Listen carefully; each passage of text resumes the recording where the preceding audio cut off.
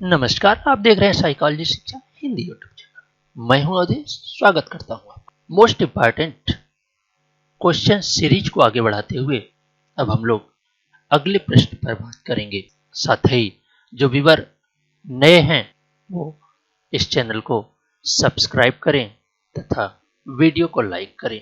तो प्रश्न है, अनुबंधन प्रयोगों में अनुबंधित अनुक्रियाओं का विलोपन होता है, यानी कि कंडीशनिंग लर्निंग की बात की जा रही है। वहां पे जो अनुबंधित क्रियाएं होती हैं, यानी कि जो क्रियाएं सीख ली गई हैं उसका विलोपन कैसे किया जाए, यानी कि ऐसी अनुक्रियाएं जिनके स्टिमुलस और रिस्पांस में रिलेशनशिप हो गया है। ठीक, यानी अनुबंधन क्या है? जब किसी स्टिमुलस या अनुक्रिया के बीच एक निश्चित संबंध बन जाता है तो वो अनुबंधन हो जाता है। ठीक है, तो वही अनुबंधन का विलोपन किस प्रकार होता है? आप जानते हैं कि अगर चूंकि अनुबंधन की शुरुआत अगर देखा जाए तो पावलोव द्वारा क्लासिकल कंडीशनिंग के आधार पर की गई थी। तो पावलोव ने जब एक सीएस यानी कि कंडीशनिंग स्टिमुलस देते थे, उसके साथ क्या देते थे? यूसीएस। तो चूंकि जब सीएस दिया जाता है तो उसका कोई निश्चित रिस्पांस नहीं होता, अनुक्रिया नहीं होती, लेकिन जो यूसीएस दिया जाता है तो उसका एक निश्चित रिस्पांस होता है जिसे यूसीआर कहा जाता है। लेकिन बाद में जब अनुबंधन हो जाता है तो जो यूसीआर होता है वो अब किससे होने लगता है?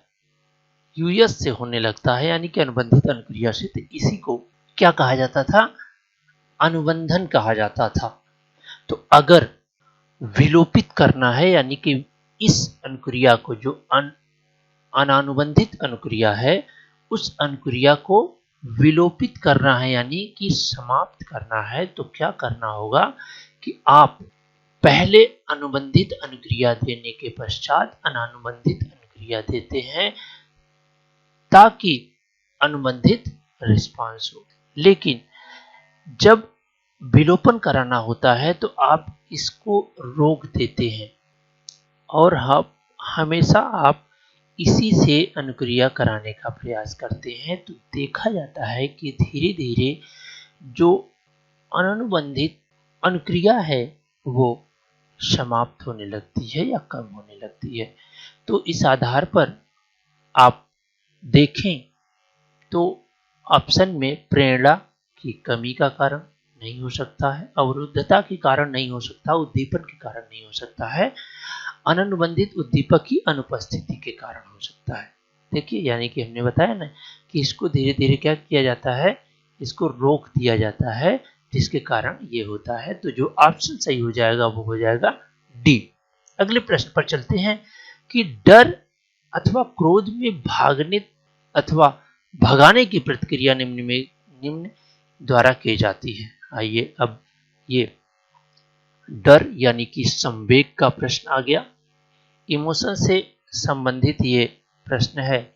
चाहे डर हो चाहे क्रोध हो, यह एक तरह का क्या है? संवेग है, एक तरह का संवेग है। तो वहां पर फाइट और फ्लाइट रिस्पांस आप नाम सुने होंगे। ठीक, फाइट और फ्लाइट यानी कि लड़ो या भाग जाओ की अनुक्रिया। तो क्या होता है कि जब भी चाहे हम डरते हैं किसी चीज से, चाहे क्रोध होता है, तो दो तरह की क्रियाएं होती हैं। आप जानते हैं, एक नाम सुने होंगे हंस सेली। उन्होंने एक सिद्धांत दिया जिसे GAS का नाम दिया जाता है। उसमें 3 तरह की अनुक्रियाएं होती हैं: चेतावनी की अवस्था, प्रतिरोध की अवस्था और क्षमापन की अवस्था।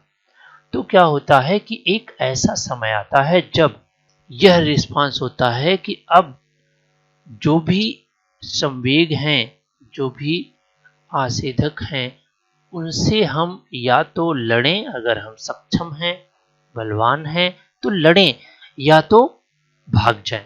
तो यह अनुक्रिया यह प्रतिक्रिया निम्न द्वारा नियंत्रित होती है। ये पूछ रहे हैं किसके द्वारा नियंत्रित होती है शरीर में, तो केंद्रीय तंत्रिका कोशिकाओं द्वारा नहीं होती है, दृष्टि संवेदी अंग द्वारा नहीं, ऐसा भी नहीं होगा, एड्रिनल ग्रंथि द्वारा, हाँ ये ऑप्शन सही हो जाएगा, एड्रिनल ग्रंथि द्वारा। होता क्या है कि पिट्यूटरी ग्रंथि द्वारा एक स्राव निकलता है जो एड्रिनल ग्रंथि को उद्दीप्त करता है, जिसके कारण इस तरह के व्यवहार करने में व्यक्ति सक्षम हो जाता है। आइए अगले प्रश्न पर बात करें तो टुल्विन के अनुसार स्मृति की 3 प्रणालियां हैं। जानते हैं टुल्विन जो है वो 1972 में बहुत ही महत्वपूर्ण दीर्घकालिक स्मृति के 2 टाइप्स दिए, जिसे आप कहते हैं सेमेंटिक और एपिसोडिक मेमोरी। तो आप ध्यान देंगे इस ऑप्शन में मिलेगा आपको कि टुल्विन ने 3 प्रणालियां दिया था, यानी कि सेमेंटिक, एपिसोडिक और प्रोसीजनल। तो तत्कालिक स्मृति है नहीं इसमें, वर्किंग मेमोरी, दीर्घकालिक मेटा स्मृति नहीं, प्रविधित्यात्मक स्मृति जिसे प्रोसीजनल मेमोरी कहते हैं, अर्थगत सेमेंटिक मेमोरी और एपिसोडिक मेमोरी। आइए तो ऑप्शन जो सही होगा वो होगा सी, यानी कि वर्किंग मेमोरी, सेमेंटिक मेमोरी और एपिसोडिक मेमोरी। अगले प्रश्न पर बात करें तो रेटिना पर वह स्थान जहां सभी गैंग्लिया कोशिकाओं का एक्सॉन आंख को छोड़ता है, रेटिना की बात कर रहा है, आंख की संरचना की बात कर रहा है ये क्वेश्चन, और एक्सॉन जहां छोड़ता है, अगर आप आंख की संरचना अगर आप पढ़े हैं तो आप देखेंगे कि आंख की संरचना में एक ऐसा बिंदु होता है जहां से जो नर्व्स होती हैं वो निकल के हमारे कॉर्टेक्स में जाती हैं। ठीक, तो कॉर्टेक्स में जब जाती हैं तो एक तरह का यहाँ पे जहाँ पे ये गैंग्लियाएं मिलती हैं वहाँ पे एक ऐसा पॉइंट होता है जिसे अंधबिंदु कहते हैं। वहाँ पर जब भी कोई संवेदना होती है तो वह शून्य होती है, यानी कि उसे विजुअल नहीं होता, उसे देखा नहीं जा सकता है। तो अब प्रश्न देखिए, रेटिना पर वह स्थान जहां पर सभी गैंग्लिया कोशिकाएं एक्सॉन को छोड़ती हैं, यानी कि एक्सॉन को छोड़कर मिलती हैं, उसे कहा जाता है फोविया, डिस्टिकाइज्मा। डिस्टिकाइज्मा फोविया तो अलग चीज है, यहाँ से मतलब नहीं है। दृष्टिकाइज्मा, दृष्टि कॉर्टेक्स और अंधबिंदु, ये 3 आंख से संबंधित है। तो यहाँ पर जो आंसर होगा वो अंधबिंदु होगा। दृष्टिकाइज्मा जो होता है वो मस्तिष्क का एक भाग है जो दोनों आंखों को क्रॉस करके ठीक ऑक्सीपिटल लोब में जाता है, तो इसी को दृष्टिकाइज्मा कहा जाता है। इस आंख चूंकि जो आंख होती है उसके जो चित्र बनते हैं या उसके जो सूचनाएं जाती हैं वो दाहिने आंख का बाएं गोलार्ध में और बाएं आंख का दाहिने गोलार्ध में हमेशा जाती हैं। तो जो क्रॉस बिंदु होता है उसी को क्या कहते हैं, दृष्टिकाइज्मा कहते हैं। ठीक है, और दृष्टि कॉर्टेक्स तो आप समझते हैं मस्तिष्क का जो ऑक्सीपिटल लोब होता है वो दृष्टिकाइज्मा होता है। अगले प्रश्न पर बात करें तो अंतःस्रावी प्रणाली का वह भाग जो शरीर को धमकी का मुकाबला करने को तैयार करने की मुख्य भूमिका निभाता है। ये अभी हम लोग जो बात किए हैं जीएस की बात किए हैं जो हंस सेठी द्वारा, उसी प्रश्न से संबंधित ये प्रश्न है। तो ऑप्शन देखें, आणविक थायराइड या पॉजिटिव ग्रंथि, आणविक ग्रंथि, पीयूष ग्रंथि, एड्रिनल तथा एड्रेमेडुला। हाँ ये ऑप्शन सही होगा। वहां पर भी आपको हमने बताया था एड्रिनल ही सही होगा, क्योंकि एड्रिनल के 2 भाग होते हैं, एड्रिनल कॉर्टेक्स और एड्रिनल मेडुला। और मेडुला ये 2 तरह के भाग होते हैं। इन दोनों तरह की क्रियाएं ही व्यक्ति को फाइट और फ्लाइट रिस्पांस देने में मदद करती हैं। आइए अगले प्रश्न पर चलें तो फाई घटना, ठीक, फाई फेनोमेना प्रस्तुत होती दिखती है, क्योंकि आप जानते हैं कि जो गेस्टाल्टवाद के जनक हैं, कौन, गेस्टाल्टवाद के जनक कौन, वर्दाइमर, इन्होंने इस फाइमेना घटना को सबसे पहले देखा था और उन्होंने बताया था कि जब कोई दो उद्दीपक 60 मिली सेकेंड के अंतर्गत एक दूसरी जगह से परिवर्तित होते हैं, जैसे बल्ब की रोशनी, तो वो हमें गतिमान प्रतीत होते हैं। तो यह कहाँ देखा जाता है, मेडिटेशन में नहीं, संगीत में, आक्रामकता में, चलचित्र। तो इसका जो ऑप्शन हो जाएगा वो चलचित्र में, यानी कि जो पहले रील चलती थी, रील से फिल्म देखा जाता था, उसमें यही 5 फिनोमेना की घटना काम करती थी, तो रील के द्वारा हमें चलचित्र चलता हुआ प्रतीत होता था। अगले प्रश्न पर बात करें तो निम्नलिखित में से कौन सा क्रम अभिप्रेरणात्मक मानसिक तत्परता का सही क्रम है, यानी कि मानसिक तत्परता का अभिप्रेरणात्मक। आप जानते हैं कि जो अभिप्रेरणा होती है उसका एक निश्चित चक्र चलता है, आप देखे होंगे, तो वो निश्चित चक्र में होती है कि आपको एक बार कोई संवेग उत्पन्न हुआ और उसकी पूर्ति हो गई तो पुनः कुछ देर बाद उस संवेग की उत्पत्ति होती है। तो यानी कि अब अगर आप इस ऑप्शन में देखें, लक्षण मुख व्यवहार, लक्ष्य प्राप्ति, अंतर्नोद, संतोष। लक्षण मुख व्यवहार पहले होगा नहीं, क्योंकि पहले आवश्यकता या अंतर्नोद उत्पन्न होना आवश्यक है। अंतर्नोद, संतोष, अंतर्नोद के बाद तुरंत संतोष यानी सेटिस्फैक्शन आएगा नहीं। अब देखिए, अंतर्नोद, लक्ष्य मुख व्यवहार, लक्ष्य प्राप्ति और संतोष, देखिए ये ऑप्शन सही हो जाएगा, क्योंकि सबसे पहले आपको किसी चीज की आवश्यकता होती है। आवश्यकता के कारण क्या होता है, अंतर्नोद होता है, अंतर्नोद होता है। अंतर्नोद के बाद आप उस लक्ष्य के लिए लक्ष्योन्मुख व्यवहार करते हैं, ठीक, और फिर आपको लक्ष्य की प्राप्ति हो जाती है, लक्ष्य की प्राप्ति हो जाती है। जब प्राप्ति हो जाती है तो आप में सेटिस्फैक्शन आ जाता है, संतोष आ जाता है, और फिर कुछ देर बाद अंतर्नोद उत्पन्न होता है। तो ये चक्र क्या है, ये चक्र हमेशा ही चलता रहता है, जिसे अभिप्रेरणा चक्र कहा जाता है।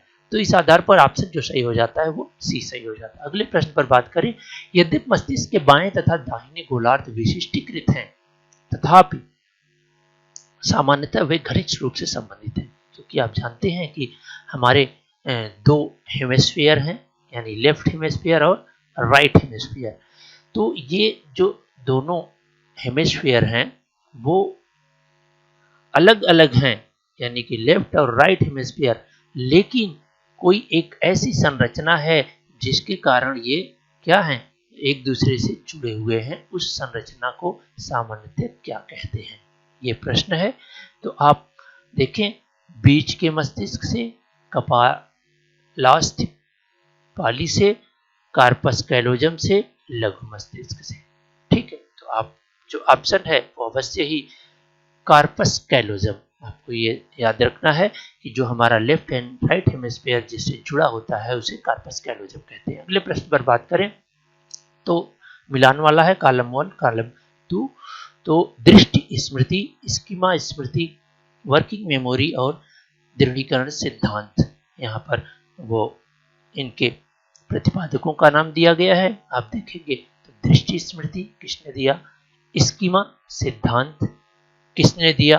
तो इस आधार पर आप सबसे पहले ये देखें कि कौन सा आपको कॉन्फिडेंट से आता है, कौन सा ऐसा ऑप्शन है जो आपको पूरी कॉन्फिडेंट के साथ आता है, तो आप सबसे पहले उसी को मिलाइए। क्योंकि आप जानते हैं जो स्परलिंग हैं, जो स्परलिंग हैं, उन्होंने जो है कि सेमेंटिक मेमोरी सेंसरी मेमोरी को दो भागों में बांटा है। एक को कहते हैं आइकोइक मेमोरी और एक को कहते हैं इकोइक मेमोरी, यानी कि प्रतिचित्रात्मक स्मृति और प्रतिध्वन्यात्मक स्मृति। तो ये दो तरह की स्मृतियां किसने दिया है, स्परलिंग ने दिया है। तो जो ऑप्शन हो जाएगा ए का वो हो जाएगा 3। स्कीमा सिद्धांत की बात करें तो स्कीमा यानी कि एक तरह का ऐसा सिद्धांत जिसमें किसी भी सूचनाओं का एक समुच्चय विकसित होता है और हम उन चीजों का एक धारणा विकसित कर लेते हैं। तो यह जो दिया था वर्टलेट ने दिया था स्कीमा सिद्धांत, तो इसको आप मिला देंगे यहाँ पे। अब वर्किंग मेमोरी में बहुत ही फेमस नाम है जो कि इस समय बहुत ज़्यादा यूज किया जाने वाला है, दिया वेडली ने। यानी वर्किंग मेमोरी किसने दिया? वेडली ने दिया। अब एक ऑप्शन बचता है समीकरण दृढ़ीकरण सिद्धांत, ये मूलर एंड पिलजेकर ने दिया। ये स्मृति का एक सिद्धांत है, समीकरण दृढ़ीकरण सिद्धांत।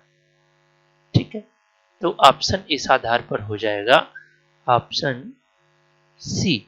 चलिए अगले और अंतिम प्रश्न पर बात करें तो विश्राम की अवस्था में एक सामान्य स्वस्थ व्यक्ति की सांस लेने की गति और हृदय की धड़कन आमतौर पर होती है। यह एक तरह से सामान्य क्वेश्चन है। आप समझ सकते हैं कि जो सांस लेने की गति और धड़कन की गति कितनी होती है, क्योंकि आप बहुत ही आसानी से जानते हैं कि एक सामान्य व्यक्ति में जो धड़कन की गति होती है वो 72 बार प्रति मिनट होती है। 1 मिनट में 72 बार धड़कता है। तो आप सबसे पहले जो सेकंड ऑप्शन है वो 72 किसमें है ये देख लीजिए। तो बहुत आसानी से आप देख सकते हैं कि सेकंड ऑप्शन में है, तो यहाँ हो जाएगा 18 और 72। तो हमें उम्मीद है कि आपको यह व्याख्यान पसंद आया होगा, और अगर पसंद आया है तो वीडियो को लाइक करिए, चैनल को सब्सक्राइब करिए और अधिक से अधिक मित्रों में शेयर करिए ताकि इसका लाभ सभी को मिले। आपका यह वीडियो व्याख्यान देखने के लिए बहुत बहुत धन्यवाद।